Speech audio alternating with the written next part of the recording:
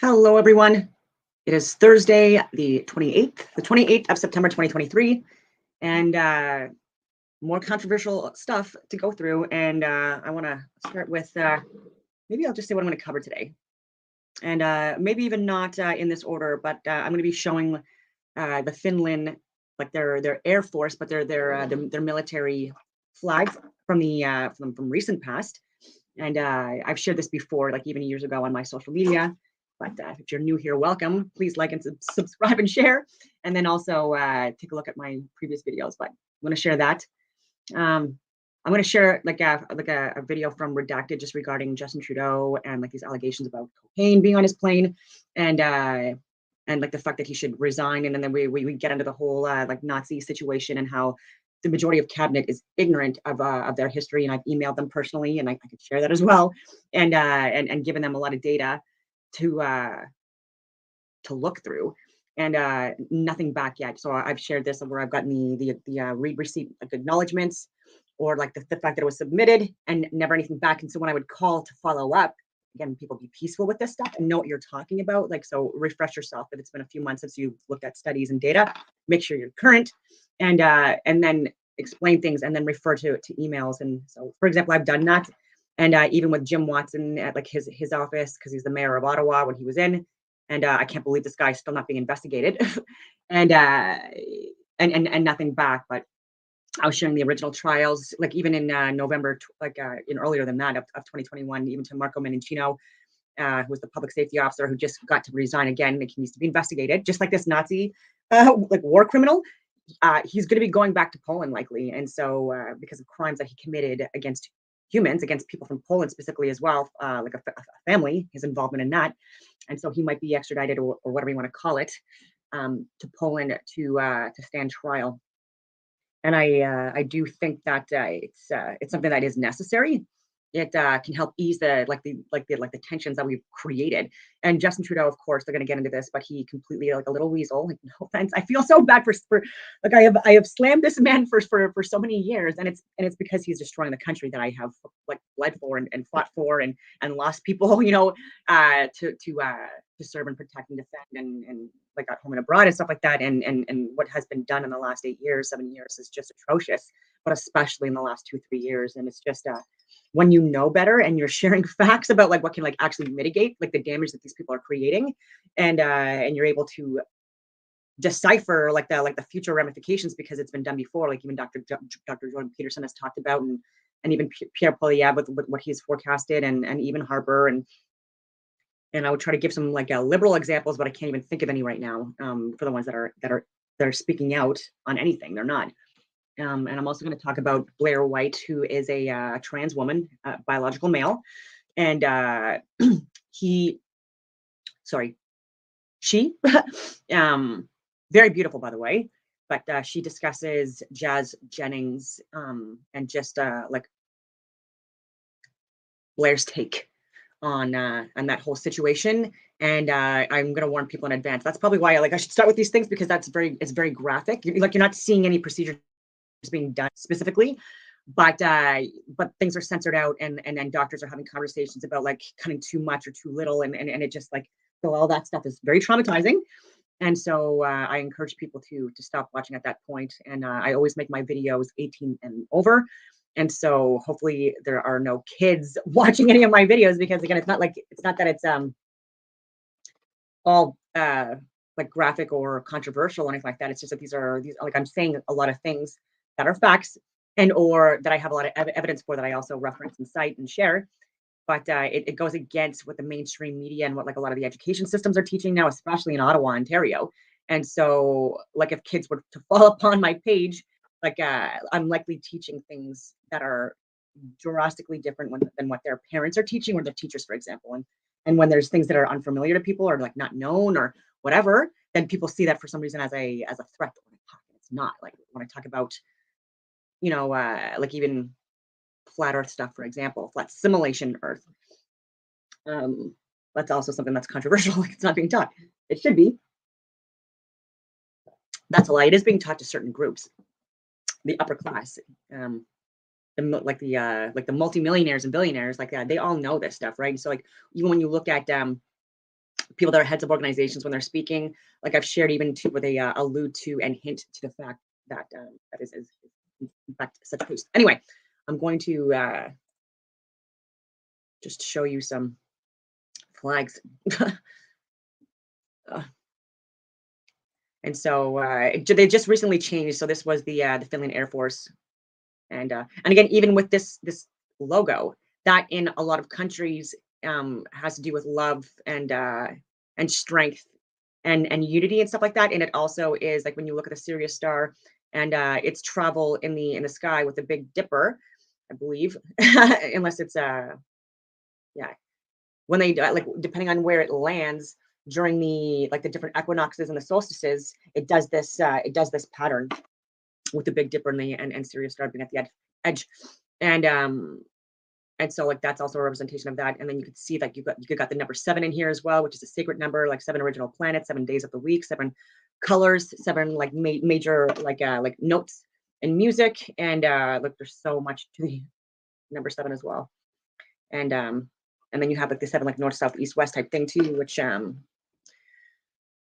also interesting. And so why I was saying that is because in Europe, I keep mentioning this, but like like especially in the 20s, 30s, and 40s, leading up to the wars, even before World War I, like there were countries that were socialist, communist, that committed the most crimes against humanity, the most murders and slaughtering of people, the gas chambers, the concentration camps, all this stuff, like the murders, the hunting of teams for people that were speaking out on this stuff. People like me were getting hunted and murdered as well. I've shared that information as well, where even in Germany, there was resistance parties, like even academics within education systems, and they were literally executed by Adolf Hitler, not by him personally, but like he literally, as soon as he became like in power, like that was the first thing on the friggin' agenda, right? And actually, Candace Owens, who is so brilliant, she actually had a good tweet the other day. She's so like for her age, she's so informed. It's just I'm so like she really promotes women in a positive way, and I really like that. And so she said, can anyone point to me that one time in history where the side that was demanding censorship, segregation, propaganda, radical education, papers to move freely in society, plus government forces going door to door to demand compliance were the good guys?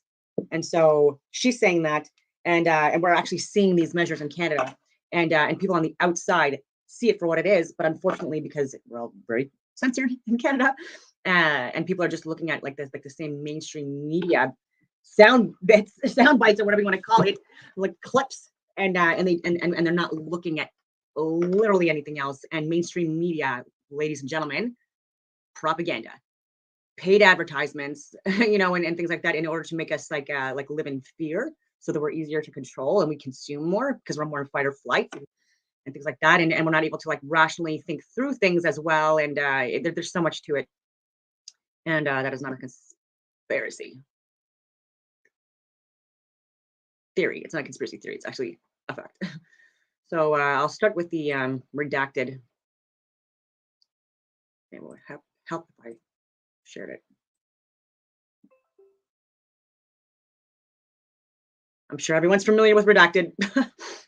Minister Justin Trudeau of Canada to step down, resign in the wake of a few scandals that are unfolding. Of course, a Nazi brought before Parliament, applauded, giving standing ovations. Then the fall guy, he looks visibly upset over that. But Speaker of the House of Commons, resigning yesterday, taking full responsibility for it. But we've been able to, I think, see through all of that charade. And then word that the Prime Minister's aircraft, cocaine found on board, reports of cocaine found on board, the Prime Minister's office denying it. But why was the plane grounded for 2 days in India? The Toronto Sun reporting this, among other sources on this. And moments ago, Prime Minister Justin Trudeau came out with what I think he would call an apology, but really seems like a half-hearted apology, throwing his Speaker of the House of Commons completely under the bus. Canadians, in front of Jewish people here and around the world, and Ukrainians, to offer Parliament's unreserved apologies for what happened on Friday. The Speaker was solely responsible for the invitation and recognition of this man, and has wholly accepted that responsibility and stepped down. So all of these calls for Justin Trudeau to step aside.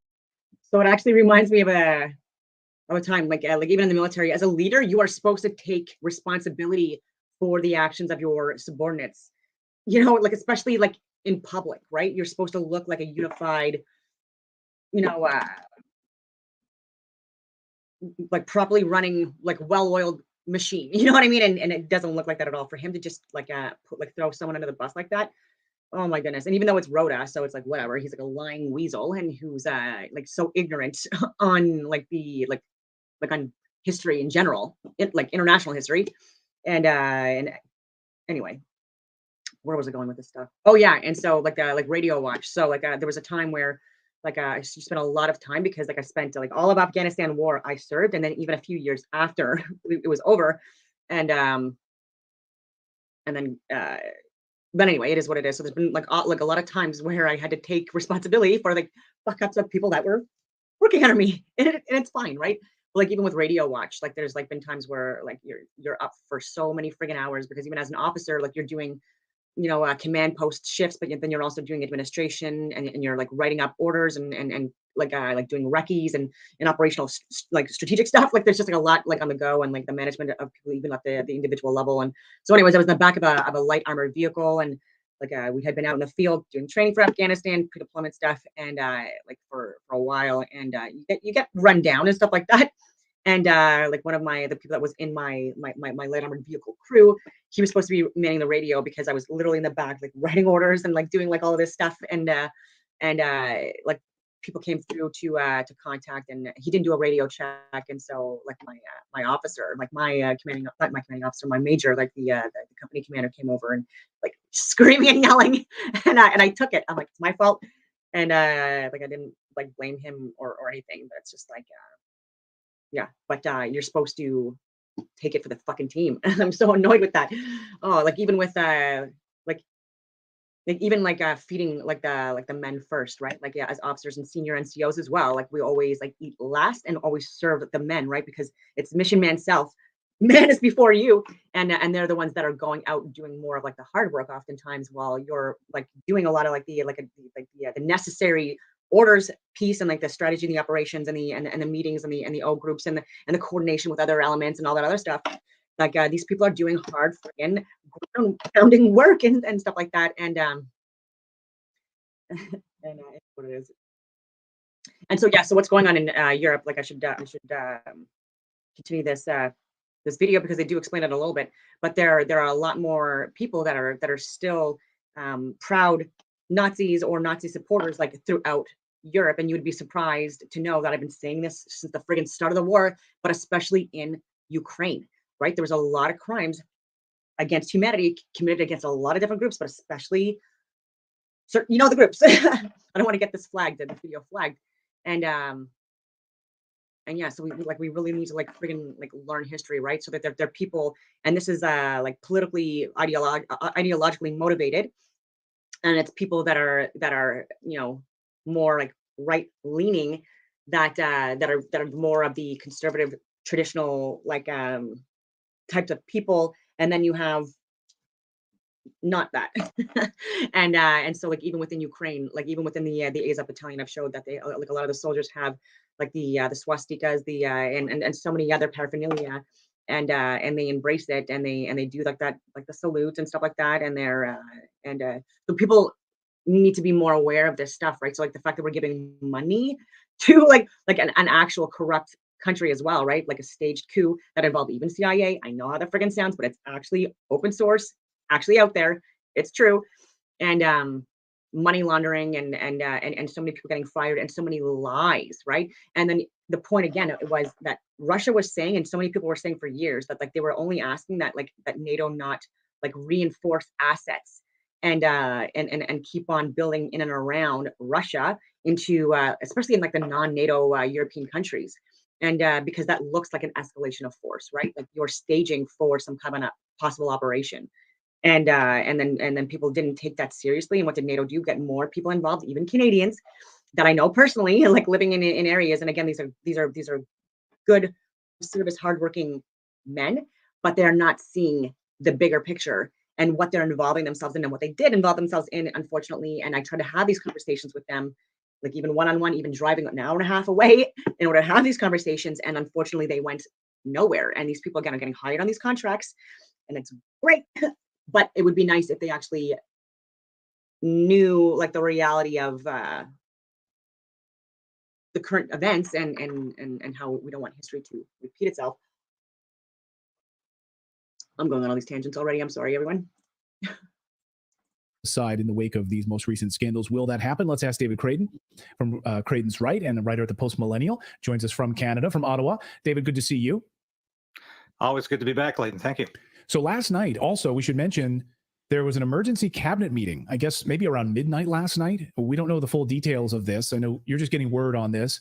I don't know if do you think it may has anything to do with either the cocaine story or the Nazi story in the House of in Parliament, or maybe totally unrelated to this? I think it has everything to do with the cocaine story and the Nazi story. The story of this former Waffen SS member coming to Parliament has just continues to explode around the world. And it's an embarrassment that Trudeau has deliberately sidestepped the last 2 days in question period, where the Prime Minister is supposed to be there front and center representing the government, answering the questions of the opposition. He has skipped Monday and Tuesday, and he has put his House leader there up front, who is a pregnant woman, by the way, typical of Trudeau, to hide behind somebody else. So he puts a pregnant woman up there to take all of the abuse from the opposition, asking these questions about where. She's the one that called anyone that didn't get vaccinated or that were against the mandates. She was calling us Nazis like a year and a half ago, and even saying that honk honk was alluded to Hail Hitler. Again, all crazy lies, not true. And so lying again. Where is Justin Trudeau? Why is he not responding to this? And she's reading her script, of course, about how, we're all very embarrassed about this, and it's really quite a horrible thing. And she is doing a horrible job, of course.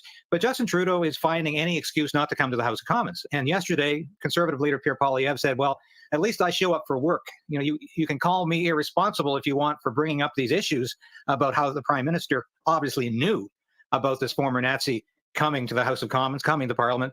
But Justin Trudeau doesn't even show up for work. And I do believe that he is under intense pressure from his caucus and from his cabinet to resign, even though, unfortunately, Pierre Poilievre has not called for the Prime Minister to resign. Maybe he will today, but he has not in the House of Commons for the past 2 days.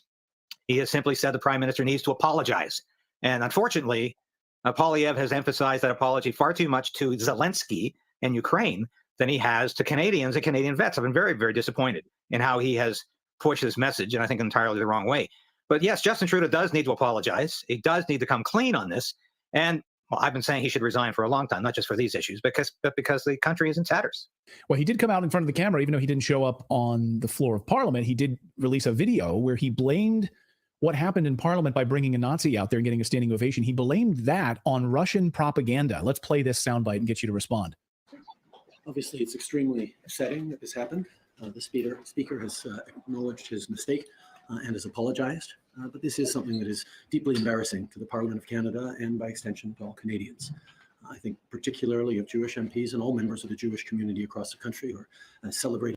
For somebody so rich, like his tie, like is just no. And I had to wear a tie too when we had like mess events and stuff like that in the Army. 15 years, like I said, and yeah, it's sloppy. And again, like there's a lot of heat on Justin Trudeau, yes, but the fact is, like he's going through stuff. Like I don't understand why he just doesn't willingly resign. Like he's going through a freaking divorce thing. There's like international scandals going on. Like he's been caught lying repeatedly, and there's like lack of faith. Like the country is collapsing under him. Like there's so much, and so like clearly, like this guy needs some healing. He needs some like time to regroup or whatever like that. And so I would also argue with everything that he's going through, like he's not cognitively able to function in his position as the leader of Canada right now. I mean, look what he's done. He is not competent. Like he's like not competent at this time. Never was, especially now. Celebrating Yom Kippur today. I think it's going to be really important that all of us push back against Russian propaganda, Russian disinformation, and continue our steadfast and unequivocal support for Ukraine, as we did last week with announcing further measures to stand with Ukraine in Russia's illegal war against it. So, David, it was Russian propaganda. It was the fault of Putin that they brought a Nazi on the floor of Parliament. Yeah, I mean, this is just so laughable. And on two fronts, really, because clearly there was a Speaker of the House, Anthony Rota, a member of Parliament from the North Bay area of Ontario, who obviously didn't grow up watching Hogan's Heroes. He didn't even seem to know that the Allies were fighting on the same side as Russia during the Second World War. We weren't fighting Russia. In fact, we've actually never been fighting Russia in the last 70 years. So I don't know where this came from, why the Speaker was so ignorant about Canadian history. But that's not Russian disinformation. That's unfortunately a failure of our education system and a failure of something else with Mr. Rota. I don't understand why he didn't know that. But what's really disturbing is that the House leader, on the first day that Pierre Poilievre brought up this whole issue about why did this happen? Why is the Prime Minister not taking responsibility? She actually suggested that the entire event, everything, including what Rota said about this Waffen-SS member being a Canadian hero, that all of this, including the documentation that every member of Parliament rose from their seat and applauded this man, giving him a standing ovation, that all of this be erased from the historical parliamentary record. This is mind-boggling, because if anybody who has read 1984 knows, the lead character in that book, that's his job. He goes back and he excises, redacts, censors historical moments to make them jive with the current policy of the government, or anything that would be embarrassing that happened last week that would be embarrassing for the government today. And that's what she asked to do. And she wanted unanimous consent from the House of Commons, which only happens when there's an issue of huge principle that every MP can agree on. She asked for that and didn't get it. Thank God the Conservatives said, no, we're not going to do this because this sounds like the Soviet Union or Nazi Germany. In fact, what they quoted George Santayana, who said, those who forget the past are condemned to repeat it. Yeah, clearly. And this is mind-boggling and frightening that we have a Trudeau government that wants to excise the past because it embarrasses them today. So this Nazi, 98 years old, now the Polish government making moves to want to extradite him to Poland. I mean, presumably to stand trial for war crimes, and the worst of the worst, the Waffen-SS. So will the Canadian government go along with this extradition? And he's been out. So like Wayne Eyre, just so you know, there's an access to information being processed about the COVID therapeutics and what references you were looking at and considering as the chief of defense staff. Like what scientific and medical data you specifically looked through, even yourself and your team, with your obviously like the Surgeon General or whatever you want to call it, and see, because I've already shared this like even a year and 2 years ago, the CAN4 gens that are referenced, again, that's junk, and trials were debunked. I shared like even September and November of 2021, the original trials showed that 4.6% of those trials actually contracted COVID through the trials, so ultimately could spread the virus to others. And so like more of a chance of getting it through the therapeutic than actually getting it in your natural environment. And so there's more on that. But I was just talking to someone who actually submitted it for me. He's freaking awesome. And so we were talking through, and so provide all unclassified and classified scientific papers related to COVID-19 virus provided to Canadian Armed Forces Surgeon General and the ADM S&T. Provide all related documents that provide or derive recommendations from these scientific papers and or medical. And then this has to be scrutinized and taken a look at. Outed now. I mean, they hunt people down like this. No, I'll wait. They hunt people down like this for years. People make it their mission to find these types of Nazis, and the Trudeau government basically outed him for it. Yeah, it's interesting, Clayton, because of course you brought up this very issue the last time we spoke. You said, do you think there will be potential prosecution of this man? I said, well, I don't know. Literally 24 hours later comes a letter from the government of Poland saying, we want this man, because they believe he participated in war crimes in Poland, and specifically in the massacre of a village of Polish Jews. Now, will the Canadian government extradite? This is always a sticky process, whether it's Canada or the US or any Democrat. And I posted some of this stuff on my Twitter or X, sorry, and so have other people. But like even looking at just soldiers bragging about murdering innocent people, like civilians, like blowing up even like apartment complexes and like bodies like everywhere, like again, like women, children, elderly. It's just it's just, yeah, it's a lot. At a country in Europe where a war criminal is believed to be living, and to extradite him to the country where he is potentially going to be tried. It's always a difficult process. takes sometimes years. Will he die in the process? But I really want to know and wonder, will the Canadian government even want to cooperate because of the potential embarrassment? Not only in terms of why this guy was living in a safe haven of Canada all of these years, but why did all these ex-Waffen-SS soldiers enter Canada in the 1950s to begin with? Why were they given apparently new lives? I know this, okay?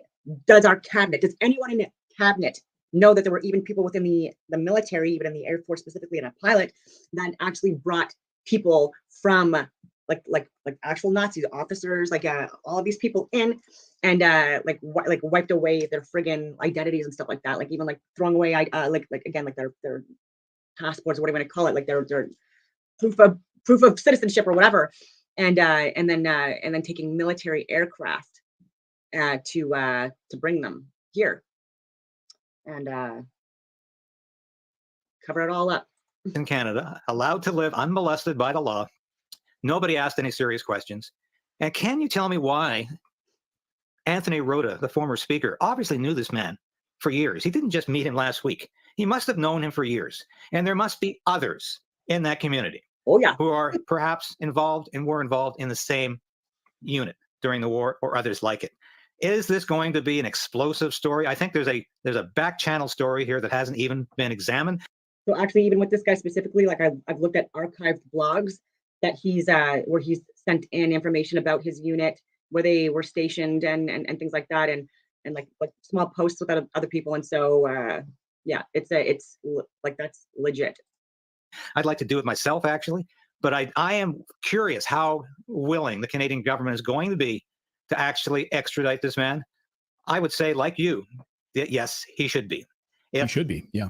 He should be, yes. Yeah, absolutely. I believe he should be. And this would be a way for Canada to save face and say we made a huge mistake. He should stand trial for war crimes. We're going to extradite him back to Poland. They're asking for it. We understand that he was involved in this massacre of this village of Poles during World War II. And we were pleading ignorance before, but now we've seen the light. Let's send him off to Poland. And of course, Poland is having to walk a real delicate balance here, because on the one hand, they're totally supporting Ukraine and very much anti-Russia at this stage, while at the same time asking for a Nazi who is standing there with Zelensky. So it's a very delicate, very bizarre. I'm sure there's a back channel. Yeah, it's all nuts. Let's see. Okay, so I'm gonna stop with that stuff and get into, let's see, because I've been talking so much about the therapeutic. I might as well get that out of the way so that I don't ruin my other friggin' videos. Okay, so this is from Dr. John Campbell. He's a literal expert in the field, and this is latest information. He just posted this. It says 4 hours ago. It's about menstruation changes. And before he even starts, I will say that I had waited over 4 years to go to a fertility clinic to do tests and stuff like that, to see like if I was fertile, like to see like all of that stuff, and then decided not to go through the process because I didn't want to be like a single mother raising a child, because of the outcomes being poorer, like in single households than with a couple, and me like lacking support in the area. Like it was a selfish move just because I wanted something to do it alone. It's just because you can do something doesn't mean you should. And so when I was going through that process, like this is when people were getting like the therapeutics, and because I was already high risk to for pregnancy, like because I was in my late 30s. I didn't want to take anything that was going to mess with my period, with my fertility, any of that stuff, obviously, right? And I felt like people would understand that, and instead, no one understood that, and I was still vilified and character assassinated and ostracized and segregated from like all my communities and stuff like that, because I refused to get the therapeutic. These are the reasons why I never had a kid before. I've had a miscarriage, unfortunately, and I've had two, but anyway, like in the last couple of years, it's harder when you're older, I guess. No, that sounds terrible because it's harder than two. Anyway, where was I going with this stuff? Yeah, I didn't want to risk my fertility because I was already high risk and I have lower odds of having a successful pregnancy anyways. Well, I have like no chance because I'm not even dating. I'm seeing anyone. It's been like a long time. And I didn't want to be around anyone that got inoculated, because like I knew that there was shedding and stuff like that, even though people are saying that that's not a thing. I knew that, like, or there was a possibility of like of spreading the virus or something else. And so if people were just recently vaccinated, I just wanted to wait 2 weeks before hanging out with them. And I didn't say that to people out loud. I was saying that on my videos and stuff like that. But I would just like if people were like I would want that for myself. because just like with the flu shot and things like that, like you can be like you can spread possibly like because getting a partial variant, and if you're not healthy in your environment already, then when you add on like an added sickness, then your body is just going into overdrive, and you got like a cytokine storm, and like white blood cells are like going out of whack, and so many other things. But there was a girl that she had just gotten vaccinated, and we were going for like to the dog park, and she didn't let me know, and just with that, like the day or two that we were like going on walks together before, I found out that she had just been vaccinated like a couple days prior, and then I stopped for like 2 weeks before like going for dog walks with her again. But it messed with my period, and so it was time. So like the fertility clinic. So this actually like really impacted things, right? And so like for anyone that was going through fertility treatments, I was also saying like, why would you get this? Like, but it is what it is, and there was a lot of people that were having irregular periods that you will see, and it messed mine up. And then it messed up like a work contract because I ended up being super late, and I wasn't able to track it because I'm fairly regular, and so like that made me not just with that interactions or those interactions, and so it messed up a work contract. It messed up like my testing for the fertility clinic because it said on your next period, like this is when we're gonna do specific tests, blah blah blah, and yeah, and it was a mess. So like people don't get that side of the story, I guess, more online because it's obviously censored or people find it too gross to talk about. But I don't care. And he's gonna talk about it too. Wednesday, the 27th of September. Just a quick intro to what this video is about so you can decide if you want to watch. We've known for a long time now that perhaps over half of women who have mRNA COVID vaccinations can experience some form of menstrual disturbance or abnormality in their regular menstrual periods. That's been known for some time, well established. Why this hasn't been acted on more by the authorities, why the mechanisms haven't been very closely elucidated and studied by authorities is, to be quite honest, a bit of a mystery. But what hasn't been done up until now, and literally just a few days ago this was published, a study from Norway looking at women who don't normally menstruate. So this is premenopausal women who are on oral contraception, and that can alter and prevent menstruation depending on the protocol. Perimenopausal women who can menstruate very irregularly and eventually, of course, will stop menstruating. And of course, postmenopausal women who obviously don't menstruate at all. And it's found that after mRNA vaccines in this Norwegian study, postmenopausal women, 3.3% had some form of menstrual symptoms after COVID vaccination. Perimenopausal women, 14% had some menstrual change after, or increased menstruation after the mRNA vaccine. And in premenopausal women, as we say, who are on some form of oral contraceptive normally, premenopausal women who don't menstruate, 13.1% have this change. Huge amounts. And yet this hasn't been brought to the surface now since, well, for over 2.5 years of vaccination. Quite incredibly slow, but at least we've got something now in the peer-reviewed literature. So let's dive straight into that now. So unexpected vaginal bleeding and COVID vaccination in non-menstruating women, women who do not normally menstruate. So, but just before, well, this is from Science Advances. Now, just before we get into the subject matter, altered bleeding patterns after COVID-19 vaccination has been frequently addressed in other studies in menstruating women. So this study here, Menstrual Abnormalities After COVID Vaccination, a systematic review, this was published in 2022.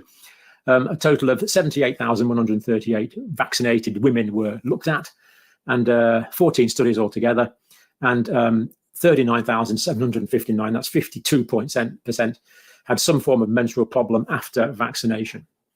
And yet the authorities didn't see this as justification for stopping mRNA vaccines in women. You might think that's quite incredible that is the case. So very common in women generally.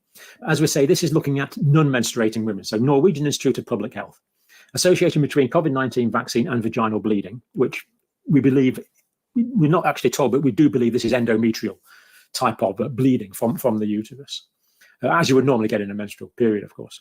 And among non-menstruating women is not well studied. Now, they came up with 3 things. The first one they found was menorrhagia. Now, menorrhagia is heavy periods, an increase in the amount of blood loss. Not good in itself. That can contribute towards anemia, for example. Another thing they found was metorrhagia. Meta means change. So this is irregular periods, particularly bleeding between periods. So for any men that are watching that are just like not wanting to watch this because you think it doesn't pertain to you or it's not relevant to you, like what? you had a mother that created you and birthed you, right? That was a woman, right? And so like this is the issue, like this impacts, like do you have a mother, like are you not concerned about like her going through their stuff, or your sisters, if you have any sisters, or your wife or your girlfriend or your daughter, you know, like your, I don't know, aunts, like think about the women in your life going through their stuff, And the other thing they found, I've been on the record saying this for over 2 years, and so there's no excuse why the people within the Canadian government that have access to the same information I do, why they're not getting this information. I know why, but I throw my resume out and saying like, look, I'm willing to work with you. This is why I'm doing these freaking videos and citing my references, because like my emails are going unanswered and the phone calls and stuff like that. And yeah. Found was polymenorrhea. Now, polymenorrhea is... Wouldn't you have liked to have known this information over 2 years ago? Is short cycles, so less than 21 days. And of course, if the cycle is short, then there's going to be more of them. So poly meaning many menstrual cycles. So these are the three things that they found. Now, several cohorts were followed through the pandemic in Norway, so that was good. Systematic data collection, self-reporting, and of course, women are very able to very accurately report their menstrual patterns, of course. So we can be pretty assured by the validity of this data. Percentage experience unexplained vaginal bleeding during a period of 8 to 9 months. Now, the follow-up here was 8 to 9 months after vaccination. And 50% of these abnormal bleeding patterns were in 28 days of vaccination. So most of these happen within a month, the month, as you would expect, really, of the mRNA vaccine being given. But of course, that means 50% didn't. So there was a delay of 8 to 9 months in 50% of cases. Now, to me, that means that the vaccine is having some effect in the physiology of the woman's body 8 to 9 months after the vaccination was given, meaning some physiological effect of the vaccine was around for that amount of time. We were told it would be broken down probably within a few hours in the arm. One of the reasons I'm displeased, and many of you are displeased, is because we weren't given the full information. And when people didn't know the full information early on, they didn't have the humility to admit what was not known. It was blanked, is the expression I was used. Where there was a deficit of information, it was kind of glossed over, quite inexcusable. You might use the term reckless. But anyway, let's go on with what happened here. So 50% had this huge delay. What was the vaccine doing in the body during all that time? What other effects was it having? I mean, a change to menstruation is a very obvious thing to see. Were there other effects in the body during this 8 to 9 month period that we know of, where the vaccine was having other effects? We only know what this paper tells us, but it does say there was effects of the vaccine, to me, physiologically, for 8 to 9 months, not what we were told. Anyway, in 7,725 postmenopausal women, 3.3% had menopausal symptoms. That's big. Similar cohort size. Meaning, oh my God. Perimenopausal women, round about the end of their menstruating lives, 14.1%. Postmenopausal women, 13.1%. Now, in postmenopausal women, the risk of unexplained vaginal bleeding. Like, this is alarming to people because perimenopausal means that you're pre-menopausal, like you're within the years, but like really drastic decline in fertility, huge, and like a lot of other side effects with the hot flashes and the sweats and all that other stuff. But like, look at that percentage, people. Like he does cite his references always, so do I, and so we'll take a look at Dr. John Campbell's work. In the 4 weeks after vaccination, was increased 2 to 3-fold, so 2 to 3 times as many as you would expect. So doubling and tripling quite a lot. And now there's another study here which shows, this study was 3.3%, wasn't it? So there's another study here shows that this could be as high as 11.1 after the first vaccine and 37.5 after the second vaccine. So the percentages here do vary quite a bit. So from 3.3% in one study up to 11.1 and 37.5% in another study. So quite a bit of variability. Surely you would think that national agencies would have huge scale data on this. They've had 2.5 years to collect it. Why are we still unsure about the figures? Somewhere between 3.3 and 37%. Come on. Yeah. I think we can do better than that, but it would appear not. We can do better than that, but so far we haven't done better than that. Disappointing, I would have said. Now, in non-menstruating, perimenopausal and premenopausal women, The risk of unexpected, this is often called breakthrough bleeding after vaccination, 3 to 5 times more common. So a lot more common, 3 to 5 times more common. That's huge. Premenopausal women, the Moderna. I glossed over this quickly to get through and just like make sure that the sources he was saying were accurate.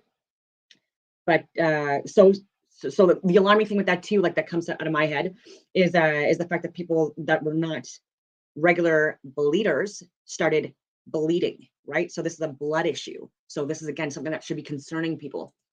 Was associated with a 32% increased risk compared to the Pfizer. So both happened in both vaccines, but the Spikevax, the Moderna one, it was more common. So they're calling this Moderna now, and this is what they're calling Pfizer now. Now, a bit more detail. A report since 2020, menstrual disturbances at frequencies not seen in previous vaccination campaigns. Now, let's be clear about this. These effects have not been seen in previous vaccination campaigns. This is something which is new to the mRNA vaccines. To me, this is ringing an alarm which is loud and clear. Anything that's to do with bleeding or blood clotting, to me, is a red flag. Not apparently to our regulatory authorities, but you can decide how important it is to you. To me, it's very significant. Hemostasis it's a vital thing we always take into account every day in healthcare, but apparently not at the national level. So not seen in previous vaccination campaigns. Such events were not addressed in the preceding clinical vaccine trials. So given that, I don't know, half the population are women, female at least, you would have thought that they'd want to account for this aspect of health in 50% of the human population, but they didn't bother including it in the trials. Didn't bother. It just wasn't there. Quite incredible. When you look back, it's really quite incredible that this wasn't there. European Medicines Agency, at last recently, updated product information on the mRNA vaccines to include heavy menstruation bleeding as a potential side effect. And as we've seen, a disappointingly common one, with over 50% of women getting menstrual changes after the COVID vaccines. So yeah, there's a lot there. And I don't want to get too much into it, but I highly encourage people to take a look at Dr. John Campbell. That his most updated video, and now to get into like the even more controversial, because again, this has to do with fertility. This has to do with irreversible damage. Oh my goodness, there's so much to it, and I'm warning people in advance. It's hard to watch without freaking your heart friggin' breaking. Oh my goodness. Oh my goodness. Worst nightmares for people. Oh, so this is Blair White, a trans woman, and a very popular podcaster, YouTuber, and speaking out on Blair's interpretation of Jazz Jennings. Girl brain and boy body. Or say things like God made a boy living as a girl. girl brain and boy body. Or say things like God made you special, because there aren't very many little girls out there that have a. She's unhinged. Why are you cutting there? Right here? Yeah, why? If you don't have to cut this, why would you cut that? A mother just told this baby, you're your own worst enemy, to anyone with any discernment, right? The mother is the child's worst enemy. I have been so reluctant to talk about Jazz Jennings on this channel for years because I genuinely feel very bad for Jazz. And I see the way she's handled by other kind of YouTubers and right-wing commentators, and I'm not exactly cool with the way she's handled and spoken about sometimes, because Jazz is a victim, right? And try as people may to make me out to be the villain of the trans community, the Voldemort of the trans community, the bully, I have zero interest in attacking someone I believe to be a victim, and that is Jazz. The trepidation I felt over the years is very much, I don't want to post a video necessarily about Jazz and have her log onto her socials or something, and she's getting comments about Blair White did a video on you, because I know what that will probably make her feel like, because I know my reputation and I know where she lands ideologically, and she's not going to feel great about that. But at some point, it's got to speak the truth, right? And this is very important. So we're going to talk about it. So if you don't know, Jazz came out as transgender at 2 years old, because that makes sense, right? She had a full bottom surgery sex change, 17. You know, that thing that they say, they're not doing to minors, that's a right-wing conspiracy, you put it on TV, babes. So sex change at 17, came out at 2, puberty blockers at 11. Sorry, I'm all over the place. It's like, this is just, I don't like this story. For lack of a better phrase, it triggers me. I am not embarrassed to use that phrase because sometimes it fits. I'm very triggered by what has happened to her and what's been done to her by her parents, by TLC, the television network, by these doctors, by these activists, by everyone. So we're going to watch a little montage of Jazz's life to really paint the picture of how demented this entire thing has been. At just 11 years old, she is the brave and beautiful new face of a child born in the wrong body. And I'm already having an issue. First of all, look at that baby. They just said this baby, this child, this innocent soul was born in the wrong body. First of all, even as a transsexual.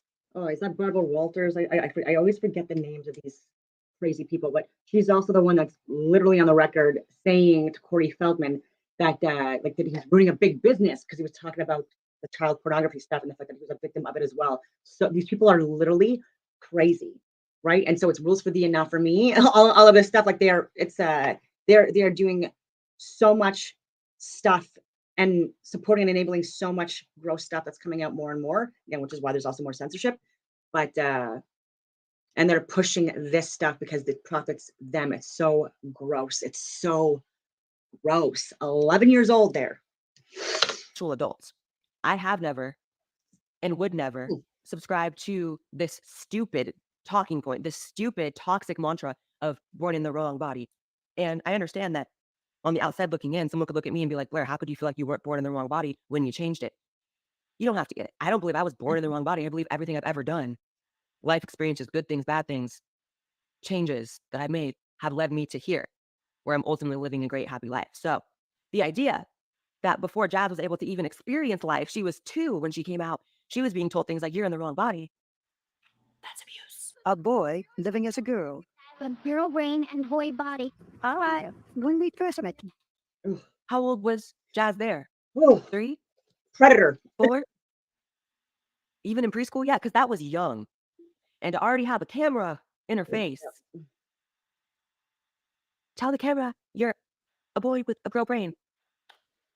We'll say things like God made you special because there aren't very many little girls out there that have a penis.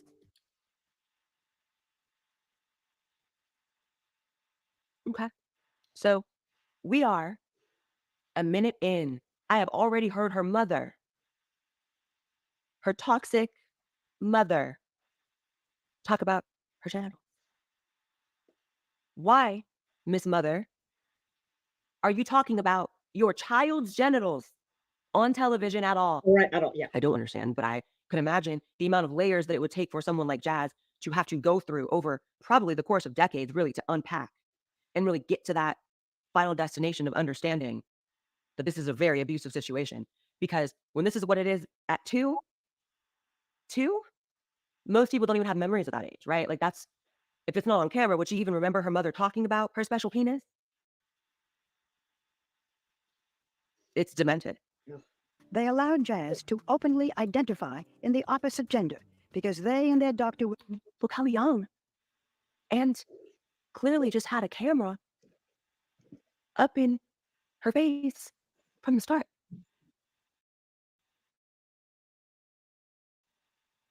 Probably pitched in that reality show that they didn't get until she was around like 11 or 12, right?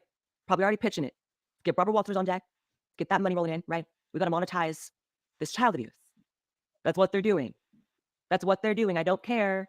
I don't care. Because even if we are to grant that this baby is genuinely experiencing gender dysphoria, let's go there, right? Let's go there. Let's go there and grant that this baby was born with gender dysphoria, which, I don't know if I was born with it, but I know it occurred at a very young age. So it's not necessarily beyond me fathoming that that's a possibility, right?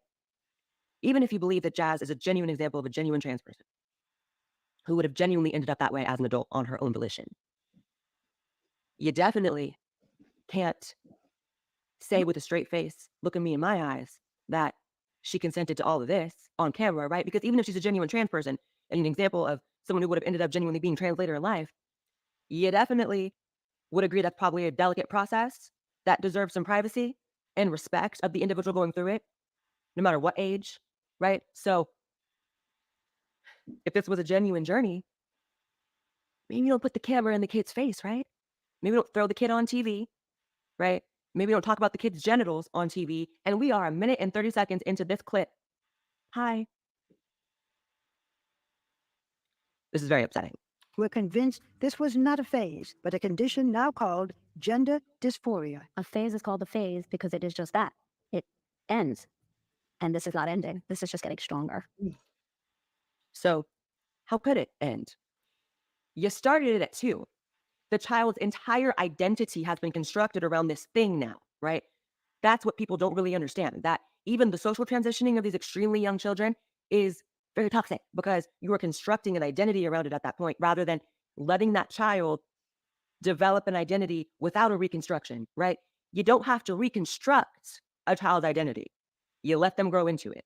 So that's why I feel like my transition has worked out so well for me. And people might not. I know this is not like a conspiracy theory like type topic or anything like that. I want to play the whole thing through. It's very important to me just because we had the March for Freedom. Just talking about like getting this stuff out of being taught and glorified within the education systems within Canada, and in it's and it's getting a lot of it's getting traction, but like the school boards and stuff like that, like even in the last 24 hours have voted against removing like a lot of the stuff that the parents once removed out of the school systems about that like this stuff, right? And so I want to keep it going because then because Blair Wright also brings up the really important things about like not just having these conversations with kids before their brains are even like remotely like developed, right? Like if you look at Piaget's like stages of development, like between like the 5 and 7 year mark, like that's when like the brain is like a lot more malleable. Like there's a lot more like neurons being built and stuff like that, and there's a lot more processing like going on and stuff like that, and a very influential period, right? And then even beyond that, and then talks about like sterilizing children with the medications, with the hormone treatments and stuff like that, and how this really messes things up. Like even if you are someone that believes that you are born in the wrong body, gender dysphoria, then you still should be given the opportunity, because again, like before the age of 18, I'm sorry, you're not an adult. So it's ultimately your parents' fault because they're the ones that are approving this for you. They're making these choices for you. They're signing over your consent, essentially. And so if you're not able to fully develop, even if you did want to change from having an outie to an innie, I know this is very like whatever, you need to have a certain amount of an outie to begin with, right? And so if you stop that from happening, you're also ruining this child's life of having, like, even in this case, unfortunately, even having a freaking orgasm ever in their lives and stuff like that. And it's just like she should be in jail, in my opinion. Understand this, and you got So should Barbara Walters, and so should the doctors that did this. to kind of go And through it to Father. understand it, but try to stick with me, please. I don't feel like I ever had to reconstruct an identity to become myself, right? A name change, sure. But other than that, like I really naturally kind of grew into the person that I am today. Jazz had her identity reconstructed at 2. At 2, there was an end point, and now you are Girl Jazz. And now we are putting you on TV. So now we're getting to the point in this video where we are now at age 17. Lots happened in between, but now we're at 17. Time to get that sex change. We've been filming you. You're on season like 8 of your reality show. It's time to get that sex change. We need that season finale. Jazz, Jazz's mom, Jazz's dad. Ratings are getting low. Gotta cut that off now, right? I'm really not trying to be funny. I know I talk sometimes a crazy way, but that's really what it is. They're filming her sex change in this scene, but it's botched. This guy, jail. Taking Jazz on as a patient for surgery, we knew it was going to be a one-of-a-kind surgery. I was just not expecting her to have a complication as severe as what she did have. Jazz has had a very difficult surgical course. There were problems, and that prompted a second surgery. The shining example of a childhood transition sex story has to have multiple surgeries to get it right because she's been botched. And if you know why she's botched, this is the reason. So to create a neo-vagina, to create a male to female sex change surgery, you have to have enough to start with to create that canal, right? Very graphic here, but stick with me. Basically, the length of your genitals, your penis, when you start, equals the length of the depth. So when you don't go through puberty because you were on blockers at 11, you don't develop anything down there, right? You never develop the ability to orgasm. And Blair's a trans woman. she would know also, and she and this is why I'm going to leave this play, because such a great representation of people who should be speaking out are the people that are in the LGBTQ whatever you want to call it communities that are also against this stuff from happening to children, by the way. So yeah. And you don't develop enough genitals to turn into a different type of genital, right? If you can even consider that a genital that they're giving this baby. Ugh. I personally kind of don't, right? Like I don't. And again, I don't like saying that when I'm talking about this victim because I feel bad, but that's my honest feeling. So, where exactly does this narrative come from that this path of puberty blockers before puberty, hormones early teens, and then sex change late teens? Where exactly does this narrative come from that that's the proper path when their shining example couldn't get a proper sex change because of the puberty blockers, right? So puberty blockers are safe and reversible and essential for, the health of these transgender children, but they stopped her from getting this surgery that they built up over the course of 17 years of her life. Right. And they built up seasons of a reality show for that finale, right? Monetization and exploitation, right? They monetized this baby getting a botched neo-vagina. Hopefully after this revision, it'll look good once it heals. But if I lose some of my sensation and nerve endings, I might never experience an orgasm. You're not gonna, babe. I don't think you will. And again, am I saying that to hurt your feelings? No. I'm saying that because I think that may, she's not gonna watch this, okay? But the point is, I think that may paint the picture a little clearer that this is an abuse victim. Your parents sterilized you. It's like hard to even get this out. It's like really rough.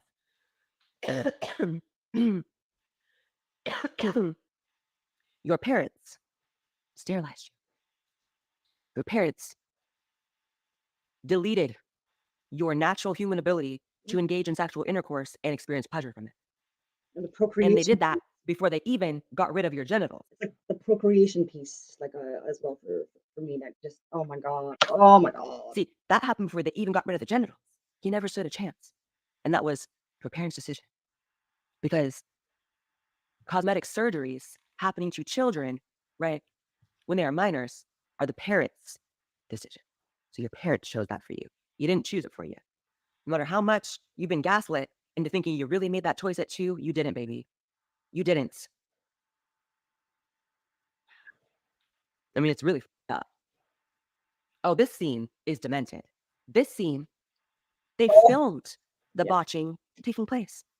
When you watch this, you are going to be, it's not graphic, but you are going to be horrified. Why are you cutting there? Right here? Yeah, why? Because this is scar, Jess. I don't like it. Yeah, but there's scar everywhere. If you don't have to cut this, why would you cut that? We could just advance it to there. Jess, let me know. Are you picking up on what's happening? There are 2 surgeons working on this baby, and they're arguing about what to cut and what not to cut. They are getting in a genuine verbal altercation over what to cut and what not to cut. As if that shouldn't have been something figured out before you started cutting, right? So as if that's not something that should have been figured out before you started cutting, right? So these people should have had meetings. They should have had, pictures, and they should have like assessed the genital area and made a plan, made action plans, right? Discussed beforehand for how they're going to tackle this stuff. It's not something that you just wing. Oh my God. So this baby has been, I hope I'm not coming across as funny by saying this baby. I'm being serious. This is a baby to me, right? She has had her entire life exploited and monetized. She's had an entire sex change exploited and monetized. I bet you the producers made a lot more than Jax, right? Off all of this. So much so that even the botching of her surgery is occurring on the show. Hi. So could anyone really expect her to ever really work through all these layers of trauma, of manipulation, lies, gaslighting, exploitation, and get to the point where she could see these people as her abusers? Because I don't think she could. And that's done. Right? Like normal abuse victims really only have to worry about their sometimes singular abuser doing that to them, sometimes multiple in the family. Jazz has an entire family doing it, right? An entire camera crew doing it. In an entire medical system doing it. Who could work through that? And on another level, the entire world has in some way joined in on that gaslighting and abusing as well, because it's not enough. It's what's so demented about this. People are starting to wake up now, but this show has had many seasons, and Jazz's story is seen as something to be celebrated. So it's not enough that child abuse is being televised. It's that society is so demented that they can't even register it as child abuse, therefore letting it continue. And then actually, another layer beyond that, they're not just letting it continue, they're celebrating it and making profit for the producers. So again, layer, layer, layer, layer, layer. And you think Jazz is ever going to come to? I genuinely hope so. But if she never does, who can blame her, right? This is sick. Arguing about what to cut. Shouldn't you know what to cut? This is her second surgery, by the way. This is the one to fix the first botch. And they're in the second one, arguing about what to cut. How am I going to have a heart attack? But it doesn't make any sense. Why do you need to go there? Because this is a disfiguring scar. How do you know it's not a disfiguring scar? That's just a sulcus. These are the two labia. I mean, you may be right, but we don't know. Jess, why don't we just open this up and then see what this is about, Jess? Here we go. I will say that I feel like things should happen in a more methodical way. You think, Dad? You think? First of all, it shouldn't be happening at all. But yeah, agreed. If you're going to do it, they should probably know how to do it, right? But that's what they don't really tell you about bottom surgery for male to female or female to male, is that none of these surgeons really know what the fuck they're doing. That's Dr. Marcy Bowers. That the trans doctor, the trans woman doctor that was cutting up Jazz, she is one of the leading sex change surgeons on the planet. Yeah. On the planet. Has been famous for a long time doing that. And she is arguing about what to cut and what not to cut. And this is the leading surgeon. So none of these surgeons really know what These are the experts. These are our Canadian experts, health experts. These are the American health experts, UK health experts, Australian health experts. Are you crazy? they're doing, right? So maybe that can be a PSA to all parents out there. You're not doing the right thing. Ruining your kids' genitals. Ever, really. But definitely not with any of these surgeons on screen. This scene is making headlines because they're now monetizing a new storyline where the mother is questioning if Jazz is asexual. Go figure. You sterilize your child, they may not have a sex drive. Right? Spoiler alert, it also works on the family dog. You do that to the family dog as well to get them to not want to hump things anymore. Right? Works on people. Right? Works on people. Works on innocent children as well. Yeah. You think she might be asexual? That face. I don't like Is that. there a drop of guilt from seeing in that face? Probably not. I hope your feelings are kind of guilt, because if she is asexual, which we know she is, how could she not be? She never went through puberty, never had an orgasm, and then it cut off, right? So definitely asexual. No ifs, ands, or buts about it. And you did that, Mom. Yeah. Mother dear. Also, jail. What a gross human being. Okay? Like, what a gross human being.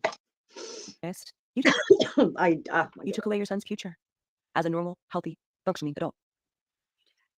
You and your husband, your pig husband, y'all are both in the pig trough.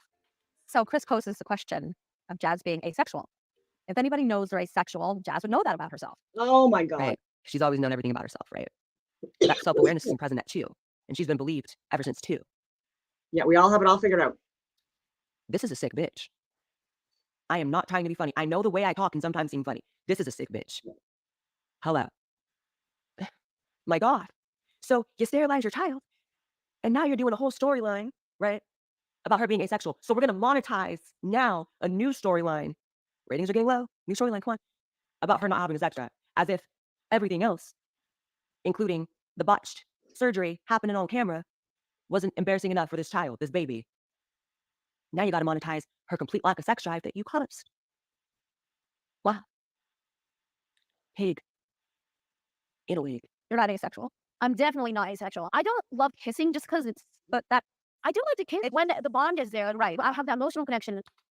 So you're not asexual, but you can only bond with people emotionally, not sexually. You don't want to kiss, but you're not asexual. So again, don't anyone dare twist this into me attacking Jazz, because I'm not. I do have to let you know though, Jazz, and this is coming from a loving place, and my tone of voice, I will calm it down, is angry because I'm angry about what happened to you. Normal sexuality, right? People with a normal functioning sex drive even a low sex drive, they want to kiss, sometimes even without emotional bond, right? In fact, it happens a lot. And you're at that age where you should be wanting to do that, right? So I know you said in one breath that She's in her 20s now.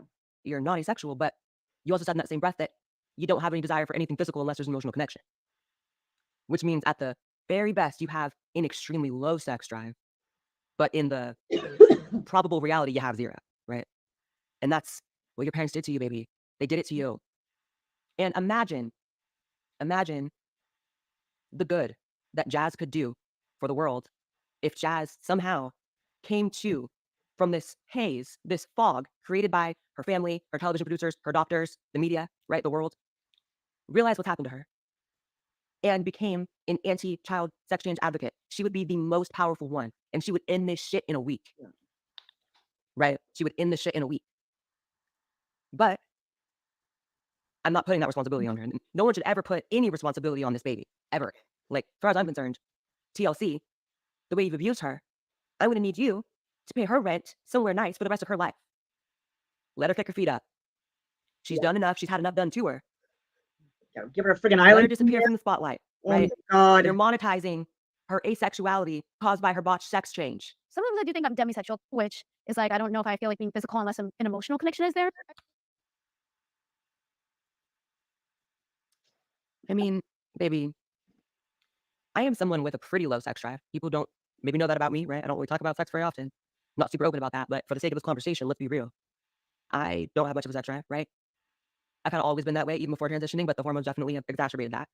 But even with my lower than average sex drive, I sometimes have that physical desire. In fact, pretty regularly have it. So that would be normal with someone with a low sex drive to still regularly have an urge, a desire, right? What you're describing is having no physical desires or urges at all. And hormones, like you are taking them for life, because if you stop taking them, your body's naturally going to try to like balance out or level out like the natural hormone levels, right? That's why even for bodybuilders, like men and women, but like especially with men, well, obviously with men, they're the ones with the balls. They stop, like when they take testosterone and hormones like that, they stop producing their natural testosterone, and it makes them infertile. And so these are all things to consider, that when they stop taking it, they go through this period of like they have to like rebalance out their testosterone levels, because like their natural level is like all messed up, because like it hasn't been like utilized or whatever you want to call it, or producing testosterone for a while, especially if people don't cycle off very often, which is very unhealthy. And yeah, it is what it is. I'm not even like against taking hormones. I do believe that like taking hormones for women can assist with procreation if they're having like issues with their hormone levels, their natural female hormone levels, and with men with their natural male hormone levels and stuff like that too. After the age of 30, like there's a natural decline in their levels of testosterone, which can cause like sleep issues, depression, like lower like muscle development, all of these other things. And so if they were to augment their natural levels of testosterone, because the testosterone levels even like a couple of decades ago way higher than they are now, and it's because of the so much stuff, but like not filtering water, a lot of the birth control pills like that are getting keyed out into like the water systems and stuff like that, and so like men are drinking like estrogen and all of these other like female hormones like a lot, and it's causing a lot of other developmental issues as well. And yeah, and so these are all things that we all need to talk about and see that this is lifelong. There's a reason for that. You know I can't get out of my head. I know. No, listen. It just doesn't stop. It's okay. Give me a hug. It's okay. I know what you're going. I've never been there. No, I can't get out of my head. It can't. I can't still stop. doesn't stop now. I'm already going back to it. But the more you're talking about yourself, it gets harder. So this is hard for you. I know. And we don't want this. I'm the one doing it. Like, I know you're your own worst enemy. This is really bad. Like, to watch this, what's up is the mother just told this baby, you're your own worst enemy. And to anyone with a brain, any discernment, right?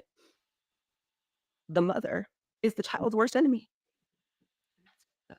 Sorry, I don't hate and cry. Crying on YouTube, nightmare. But what I'm watching is like really sad. I really want to understand myself and be able to read my own soul and what I want. I just want to feel like myself. Like, that's it. I don't care. All I want is to be happy and feel like me, and I don't feel like me ever. So that so the entire storyline of your life on this show has been about how you knew your soul at 2. And here you are at what, 2021, and you don't have it figured out. So how did you have it figured out at 2, baby? Right?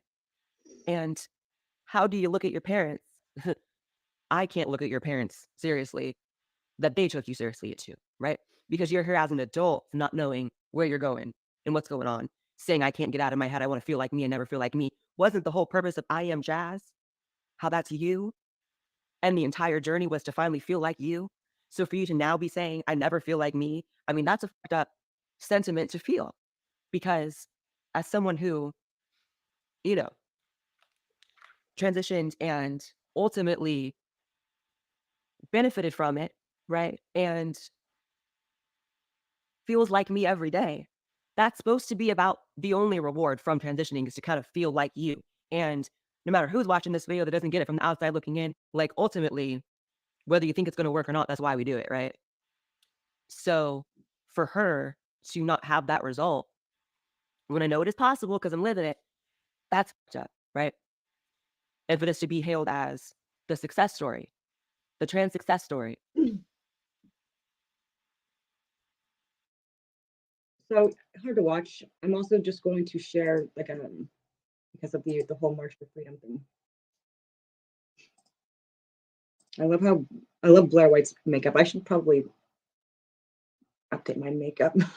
I don't really wear makeup when I do these videos. Statement of principles. Okay, so this is what the National Statement on Gender Ideology and Education. So like the March for Freedom, like the families and the scientists and the other people that were out trying to advocate for children. This is the statement of principles that they were trying to like address, right? So principle number 1: we do not co-parent with the government. Parents have the right to raise their children in accordance with their own traditional culture, religious, or secular moral codes. Publicly funded schools have no authority to overrule parents' rights in this regard. This means that parents must give permission for their children to participate in any contentious political, social, or cultural subject matter at any time. The default position for this type of participations for students must be opt-in. So all they're asking for is if there's like Pride days, for example, if there's a religion that considers that possibly a sin, that they just not like attend school that day, right? And like these are all easy workarounds and stuff like that, and reasonable. Principle 2: no secrets. Parental consent is mandatory. So especially with parents, I'm not one. I would love to be one, but I'm not. Anyways, we demand that schools adopt and vigorously enforce a no secrets from parents policy. There's even teachers that have like literally come out on social media saying, no, we would not out our kids. We're protecting our kids. No, that's like those are all like predatory statements, right? And red flags. So I'm hoping that these teachers get fired. Yeah, so no secrets from parents. Gender social affirmation at school is a serious psychotherapeutic intervention. It must never be conducted without parental approval, especially when you're enforcing or pushing like gender dysphoria. It's or antisocial behaviors, things like that. Like you should not be pushing that, especially when I've even said the other day that the school systems right now, it's brutal. Like there's kids that are in grade 7, 8 that are at a grade 4, 5 level. There's kids that are like even teenagers that don't know how to read or write or haven't even been to a public school. And there's just a lot of behavioral problems that's going on, a lot more like irritability within students, a lot more like acting out, a lot more. It's yeah, we need to make schools teach again. We demand protection for girls' sports. So boys must not be permitted to compete in competitive sports intended for females where male-specific physical advantages, strength, mass, muscle mass, fast twitch muscle fibers, bone density, etc., result in an unfair competitive advantage and increased safety risks for female participants at the grade school and high school level. This is all stuff that, again, like to me is like common sense. and I am a female that is like an elite level athlete. I would argue even now at my age, and I have like a lot of awards. I was like even on the national CISM running team when I was in the military, and bodybuilder. Again, like top athlete for for years even. Anyway, it is what it is. But and I would also say that like men should not be competing against women in sports, unless it's for fun and stuff like that. Like obviously, like it's still very dangerous. I'm talking like there's like rec teams and stuff like that where like these are all simple games, but like but especially like at that level, it shouldn't be if it's like if it's women against women. Obviously, there shouldn't be men competing against women, if that makes sense, right? Because like they have the advantage, they're always going to win, or they're mostly always going to win, and they're going to be taking scholarships off of women, and these are all like concerning things, right? Because like, there's a lot of women I know even from RMC that they actually got there because they were there on like on a sports scholarship for like varsity teams and stuff like that. So you're taking that away from women.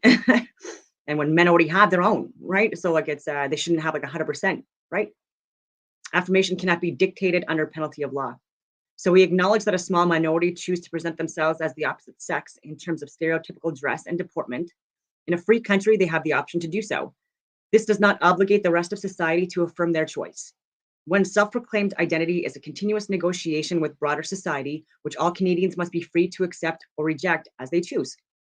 Forced affirmation, including compelled or coerced speech, must not be dictated in our public schools. We likewise reject any attempt to force our children to use preferred pronouns or names they or their parents do not agree with. And so like the thing with that is you could just take gender like pronouns out of the school system then, and then just call people by their names, whatever. Public schools must be ideologically neutral. So again, there's a lot of different like religions out there. There's a lot of different like ideologies out there. There's like even like within like the agnostics and atheists, like people that have like varying degrees of like not believing in God the Creator or creators. And so like they must be neutral and not be obviously biased to like one specific one where it's like anyway, it is what it is, but it's very self-explanatory. Sex-based rights must be respected. So like little boys going into like little girls' bathrooms, like these are all like this should be respected. We demand that both sexes be prohibited from accessing spaces designated for the privacy and protection of the opposite sex, regardless of how they self-identify. This includes all Canadian K-12 school bathrooms, showers, change rooms, children's camps, and overnight school trip accommodations, etc.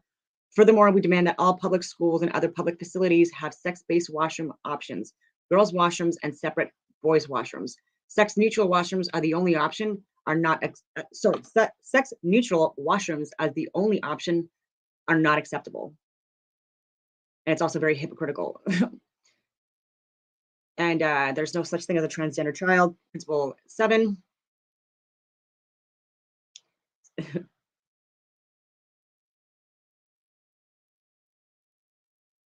Principle 8, opt out. Default for comprehensive sexuality education programs. I already kind of expressed that, just like not be in attendance when it's being taught. A moratorium on gender affirming medical care for minors.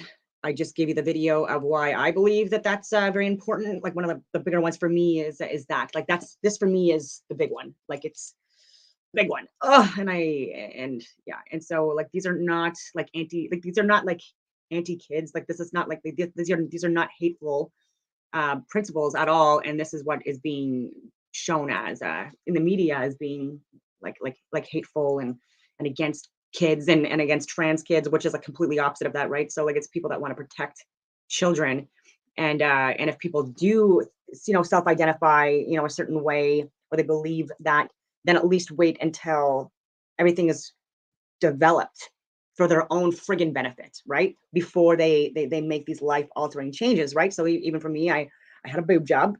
I don't care to say it. I waited till I was 27.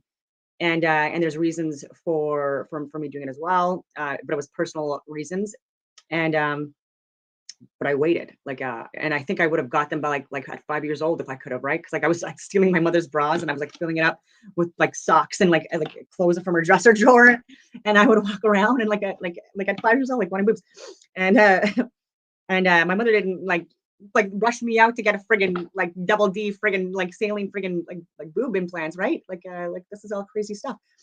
And and I bought it myself, by the way, so it's not something that was bought for me. Like so anyway, it is what it is. Oh, I like this comment actually. I do agree a lot. Like a lot of makeup is very toxic and harmful, and even like shampoos and moisturizers and conditioners can be really, really bad, and even candles and like you have to get like very specific incenses and stuff like that, because these are all things that are very, very harmful. And yeah. So I've covered a lot of controversial points here. And on that note, I will leave it at that. And I hope that everyone has a wonderful day.